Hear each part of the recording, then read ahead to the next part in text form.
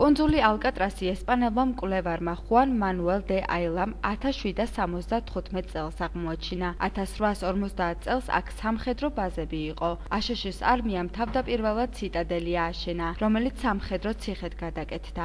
1909 წელს ნაგებობა დაინგრა და დაიდგა ახალი ციხე. კუნძული აშშ-ის არმიის შემადგენლობაში 1923 წლამდე შედიოდა. ერთი წლის შემდეგ კი ყველასთვის ცნობილმა სამარცხვინო ციხემ დაიწყო ფუნქციონირება. ამ ციხის ტევადობა 326 პატიმარზე იყო გათვლილი, თუმცა ის სავსე არასდროს ყოფილა. ციხის არსებობის მანძილზე სულ 14 გაქცევა განხორციელდა, 36 პატიმრის მონაწილეობით. აქედან 23 მათგანი დაიჭირეს, 6 მოკლეს, 2 დაიხრჩო, ხოლო 5 პატიმრის ბედი დღემდე უცნობია.